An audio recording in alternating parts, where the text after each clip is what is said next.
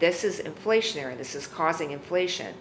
And so I want to go back to when I say that monetary policy, increasing interest rates, even though it's a measurement to bring down inflation, it's also inflationary because interest on debt that revolves around the bank rate, such as variable rate mortgages or anything like an unsecured or a secured line of credit that's linked to a variable rate, you as a consumer that has that product are paying more interest. So that more interest is inflationary, but it's de-inflationary to some aspect because we're slowing down the market on the volume of purchases. We're slowing down the market on the volume of mortgages that are signed. We're slowing down the housing market, so it's slowing down, but it's inflationary because people are paying more than ever before with everyday costs. The dehumidifier and the humidifier in the same room, what are you going to get? It's going to take a longer haul to be able to get the benefit you want. So it's going to take us a longer haul, which we've seen this year in 2023, to be able to get to that target rate of 2%.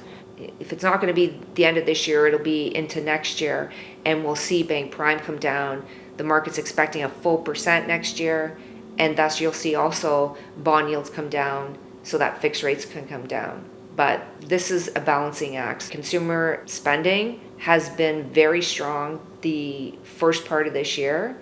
We've seen more people go away on holidays, especially this summer. We have to remember we've had 3 years of COVID. So people have not been able to go away. They're using credit cards. They're using any savings they had over COVID, and they're looking for experiences. This is causing inflation because it's heating up the market. It's heating up consumer spending, retail spending, hotel spending, and airline expenses are through the roof. And the government looks at the savings rate that we had over COVID, which is the highest level that we've seen. And they're of the mindset that Canadians still have savings from COVID, and they expect them to use this while we're dealing with the fight against headline inflation. The problem that I see with that is there's clearly stats and graphs that indicate that savings is down to the lowest level that we've seen, where people are $200 away from not being able to pay the majority of their basic need bills. And that's a huge problem. The opportunity to purchase a home in Canada is very strong right now, even with higher interest rates. So we're in interest rates right now on the fixed side. Majority of Canadians are taking fixed rates. They're sitting at between that 5 and 6%, depending on the down payment you have. But being proactive